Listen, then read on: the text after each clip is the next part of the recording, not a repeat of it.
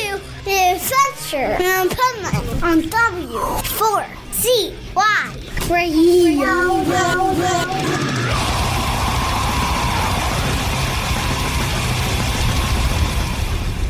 Wake up, America!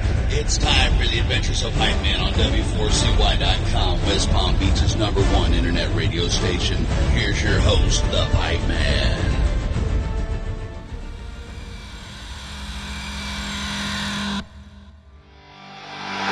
Untouchable, unstoppable.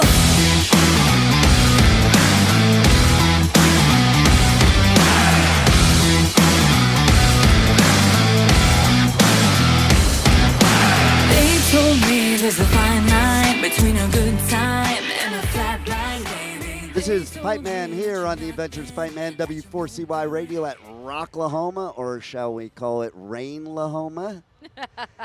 And here we are with the star of the day, whose set was so incredible, nobody could even handle to watch it.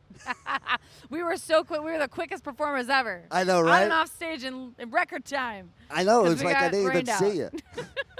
So, tell them who you are. Tell everybody who you are. Oh, what's up, everybody? This is Eva from Eva Under Fire. There you go. Yeah, I got my gears all twisted here because I'm just like excited that the show is still going, and I'm wondering if my guys are, back from the green room yet. Everybody's all flooded out, rained out, crazy. So, yeah, you were like, do the thing. And I'm like, what? What thing? And now, you should actually, since you didn't get to perform, I think Lizzie should just bring you up on stage with her. I mean, we've talked about it. See? There you go. It's only fair. Yeah, it's only fair, right? No, I think I'm impressed with their montage that they got going on right now, because I'm pretty sure they're just doing like bits of different songs right now. Really? Yeah. Because their set's shorter, right? I'm sure that's true. Yeah. So, and I know those guys. They don't do. There's no tracks. There's no cheat sheet. There's no nothing. They just like, yeah, they're that good. So yeah, it wouldn't surprise me if they just went up there and killed it and did a whole bunch of their songs all smushed together. Well, that's certainly what it sounds like. It's funny when you talk about the no tracks and stuff, because the first time I ever watched them live, I'm like, holy shit, her voice is a lot better than on the album. And when do you ever say that about artists? Like, yeah. You know what I'm saying? She just does that.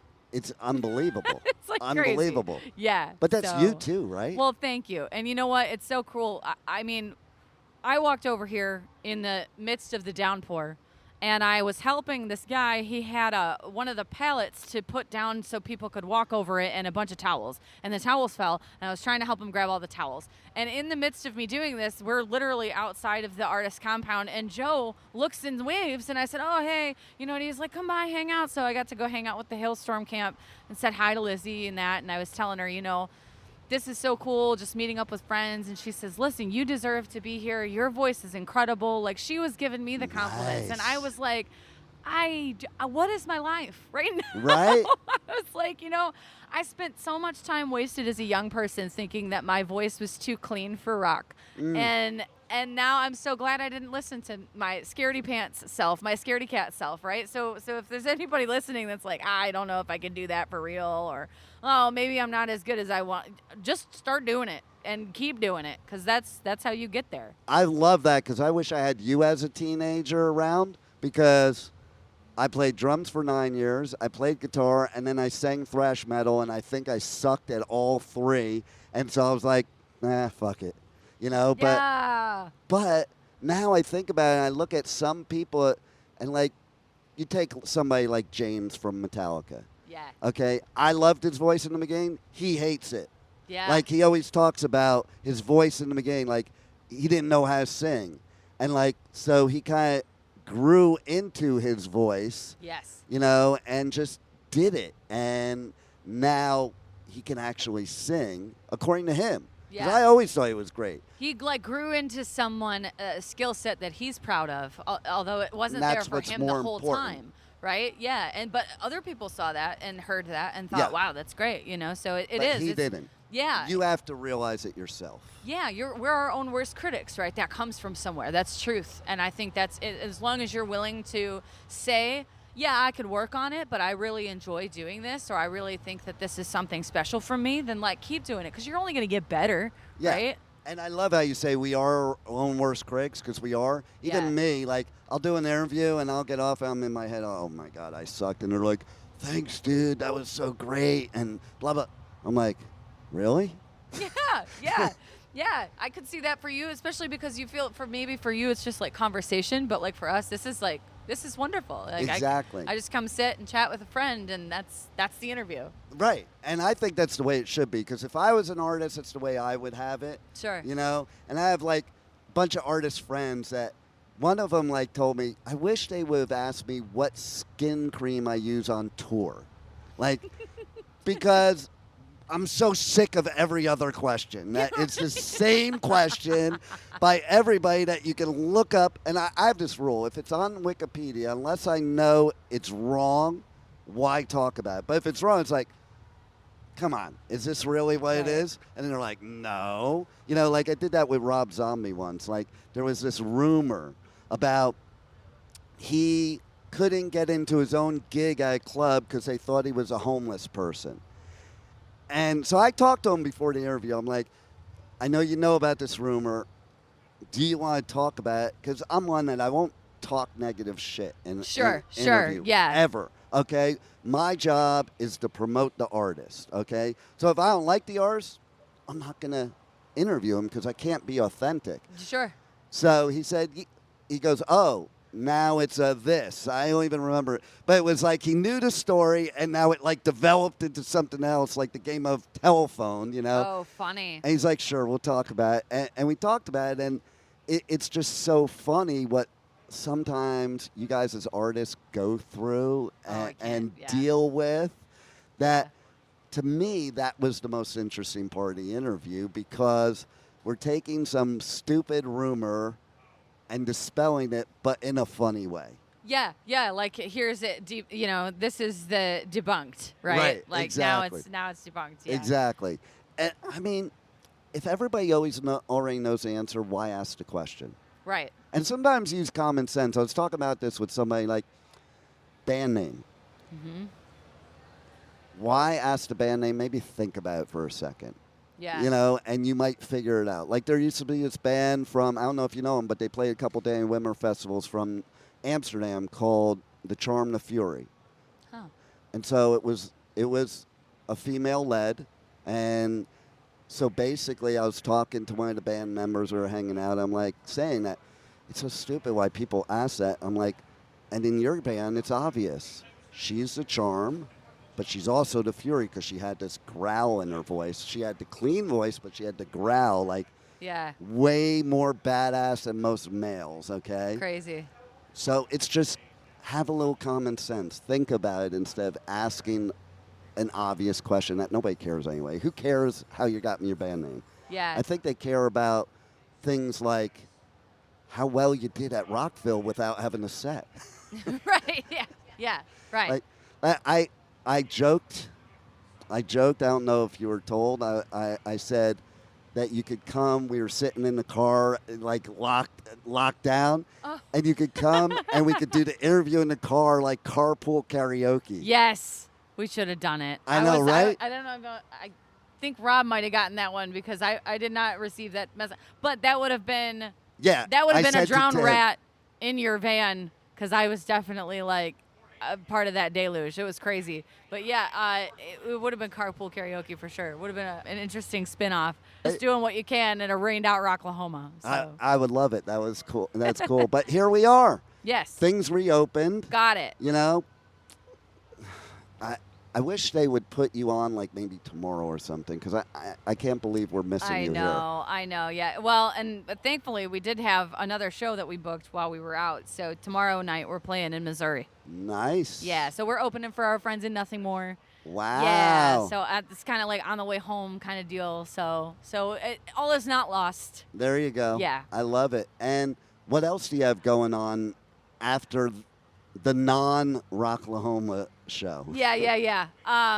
We're writing, so we've got new music coming. And that'll probably be Q1 next year, some kind of time like that.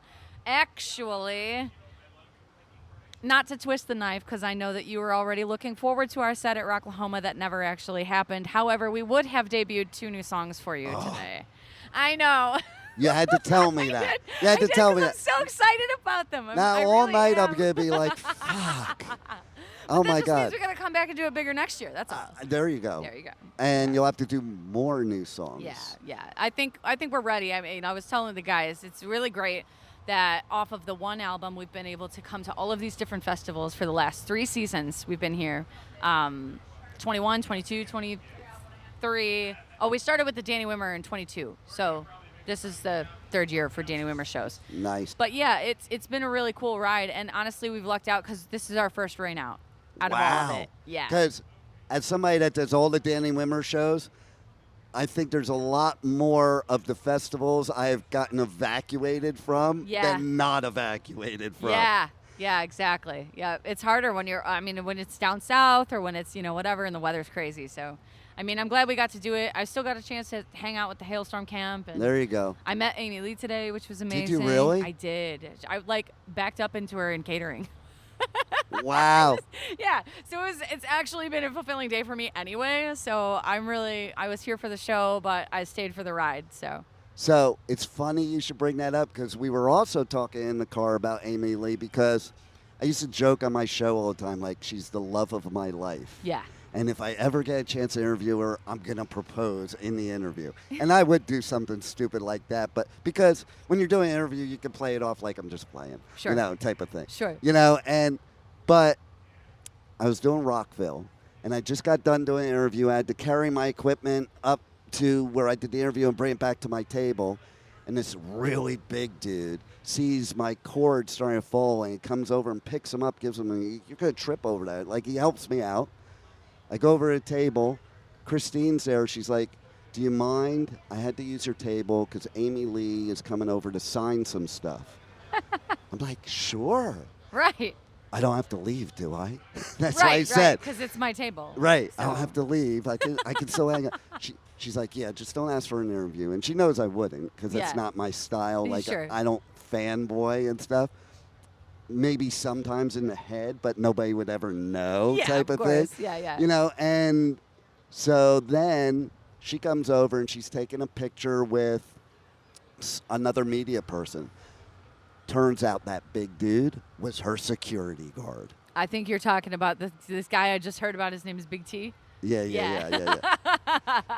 So, that's the one. So being the type of media person I am that doesn't do those things like ask for pictures or autographs, I went up to him because I said, since you saved my life there, can I get a picture with her too? He's like, sure. Do you have your phone? I always have my phone in my pocket. I went like this. I'm like, oh, it was over at the other table. Like, no. I'm like, no, but I can get it. And I literally ran and got my phone. And then I think it was Christine that said, okay, we can't do it now. It took too long. And then I got to tell you something. What happened next blew my mind. Oh. Amy said, no, I want to take the picture with him. Oh, that's sweet. Which See? proves what she is. Just a Yes. real person, Yes. and that's just that's ultimately the nice thing. I mean, that's you're the nicest there. thing to do. Yeah, you're at She didn't have to. She was in a rush. Sure. Management was trying to move her, and she's like, no, I'm taking this picture. That's cool, man. Yeah, so So there you go. cool. So similar experience to you, just happened out of nowhere. I didn't even know that was her security guard. She was actually doing an interview, but I Sure. wasn't paying attention. Sure. So it was like, wow, how the universe put this all together. It did. Totally did. Yeah, for sure. And it is kind of cool, like you probably realize, when you meet people, whether you're on the same level or not, when they just turn out to just be cool people.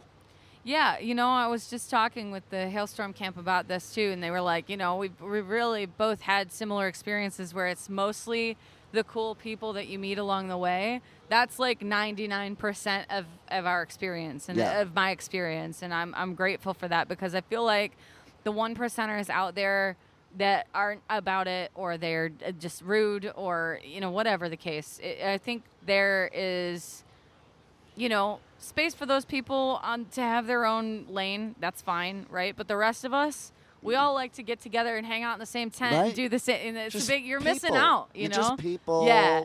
And you live. Everybody says dream life. It's kind of a rough life. It's a dream life and a rough life at the same time. I always call it an adventure. There it is. And it's like my camping show, with your The best Adventures of Pipeman. There Right? you go. Okay. So, yeah, and basically, you're just real people that just want to have fun and have a good time. And unfortunately, sometimes people don't look at you that way. No. So it's hard. And I actually have a system for what you're talking about. There's 3 types of artists for me.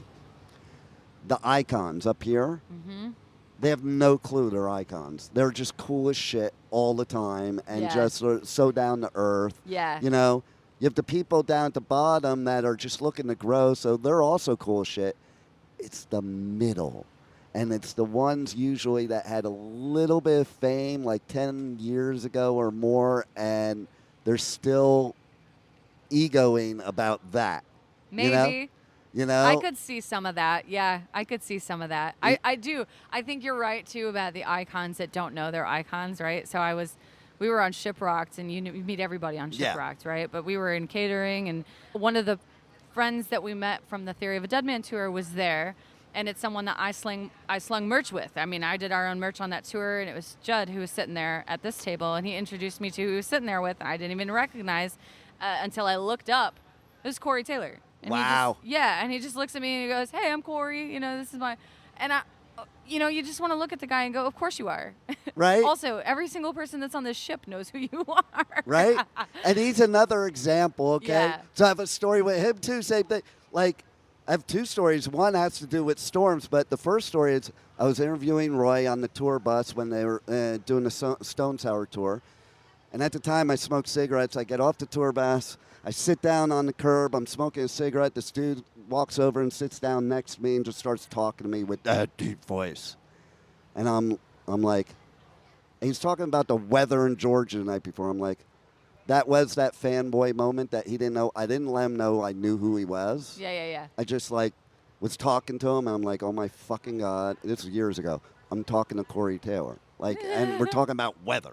We're talking about the weather. Right? And it's and it's funny because I'm friends with Alicia, and I've interviewed her. I've interviewed Griffin. I'm probably interviewing him this weekend.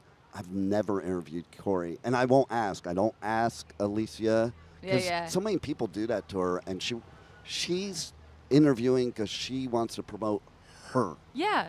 And I think that's so rude. To go through somebody to get to somebody else. Go through the normal channels. Yeah. Exactly. And so then there was another scenario where I was going to get the interview. It was at Rock on the Range. Yeah. And the tour manager comes out to me and goes, "Okay, I'm bringing Corey to you in 5 minutes." And I've done over 3,000 interviews. There's not many people I haven't interviewed, and he's one I always wanted to. Wow. 2 minutes later, we got evacuated, just like we did today. No, are you serious? So, you not getting your set, you not getting your set, I never got my interview. Dang it. Right? This is just what happens out here sometimes, But see, now we're here together, so that's badass. So we're after fixing all it. that, that's right. We're fixing it. What else do you want the listeners to know that we haven't covered that you got coming up and things they have to check out? So I can tell you this because we're releasing new music. The few of our friends who have heard us from the dawn of time till present have said, very affectionately so, that our new stuff is like a heavier, more refined version of some of our older material. I mean, we're talking about throwing it back to our first Anchor's released album that we released ourselves, and so that's fun and exciting to me. Yeah. So I guess for the listeners, just to do deep, I know you rockers out there like your deep dives, so go and listen to Eve Under Fire, Anchors, and some of those songs off of that album, and I think you'll see what I'm talking about. There's a lot more honesty in this lyricism I'm really excited about, but there's also some more grit, some more punch, and nice.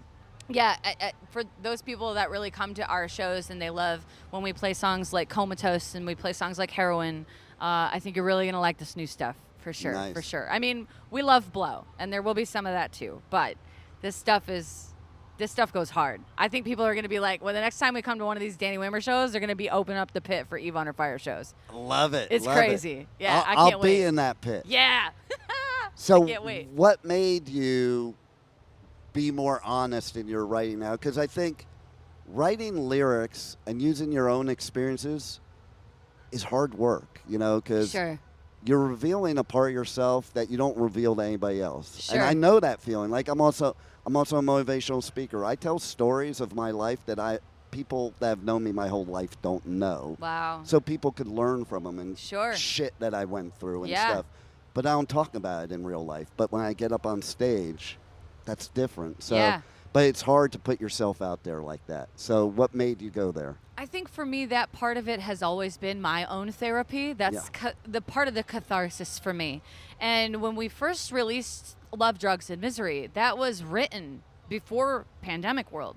So that music was supposed to come out in March of 20 and got held on to. So I really hadn't explored. I mean, I feel like I've lived a million lifetimes since I wrote some of that stuff. Right? So I feel like there was a lot more that has happened. I mean, I've grown as a person, as an artist. We know what it's like out here now, being that we're touring and things like that. I mean, all of album 1 was prior to any of that, right? So like this is now the grittier, more real side of things that we feel like it's still encouraging in the sense that we're still here. We got to album 2. We've risen above all of that craziness. But there was still a lot of feelings about that craziness that needed to have been explored. So I think that this new album does that wonderfully and in new, cool ways. I felt like also when we got into the studio to do the first album, it was something that we wanted to be like big commercial success, right? Which I feel like we got there. Thank you, everybody who's listening and who's ever spun our song Glow. But I think that in doing that, some of it got a little bit like too many cooks in the kitchen, too many opinions about what you can say, how you can say it, right? Got a little watered down. And I think in the interest of trying to play in the big leagues, we were listening to that, and we chose not to this time. I love it. Because it's usually the other way around. Yeah. So I think that's super cool. And that goes back to a philosophy I had when I was younger with all the gatekeepers. And I was one at one time, like when Metallica came out with the Black Album. Posers, sellouts. Yep. Like I was at their first show ever, so I'm like, fuck them. Yeah. And they're still one of my favorite bands now. Yeah, right. I had to grow up a little bit to realize that. I do think that's a maturity thing, yeah. Totally.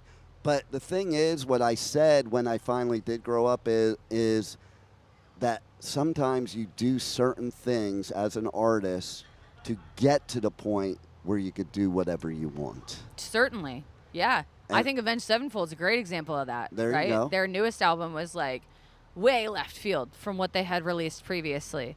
But I think that was intentional, you know? And they're Avenged Sevenfold. Right. So they can do that. So now you can just do whatever you want. Yeah, It doesn't matter. Yeah. And see, you're already getting there. Look at that. Thank you. Yeah, it's gonna be really cool. I also think that this environment that we're living in now with the social media and things being the way that they are, and as many negatives as that might, present, I think what is positive about it is that people who are believing in what they do and believing in what they say are the ones that are getting through the noise, and many people gravitate toward honesty. And I think there's a lot of like wonderfully done alt pop lyrics that are coming through because of that. There are people talking about things like not just mental health in a broad spectrum, but their own journeys, right? Yeah. And they're talking about it in a very poetic way. And that's something that I've always felt like my strong suit was that I was speaking about things in a way that brought you into the image of what I'm trying to write. I set the tone, and there's a different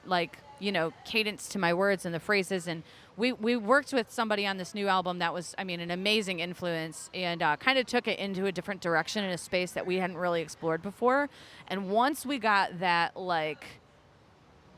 energy behind it, once we saw that gear was possible for us, it was like a whole new playground. Nice. And then we just got very, because the inspiration just came natural, And it becomes more exciting. And it kind of revives your love of the creativity. Yes, exactly. Which also brings me to talking about the lockdown. I think if you're going to take one positive of the lockdown for artists, is it re-spurred creativity? Because I think a lot of artists, they were on this hamster wheel and never had a chance to create.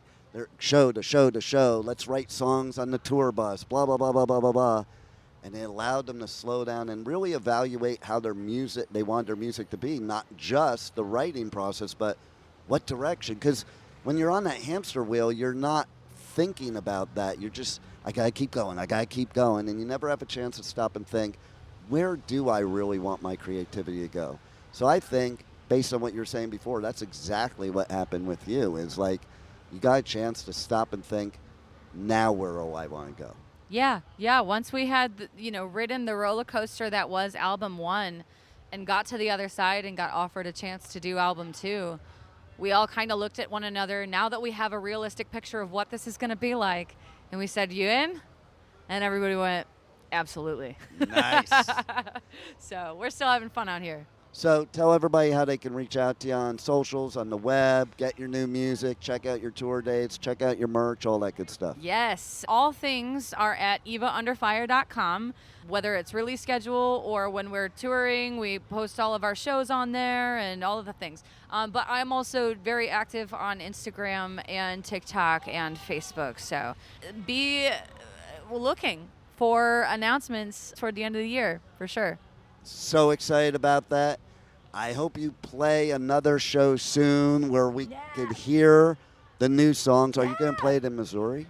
I am. Oh, there you I go. am. So they're Yep. see, they got lucked out, and you get to show them in the show me state. Yeah, Missouri better show out, man, because we thought that Rocklahoma was going to be the guinea pigs, and that didn't end up working out. So There you you're go. up. All happens for a reason, and you're here for a reason. Thank you. And thank you for being here, and thanks for being on the Adventures of Pipeman. Hey, thanks a lot, my man. Appreciate you, man. Thank you for listening to the Adventures of Pipeman on W4CY Radio.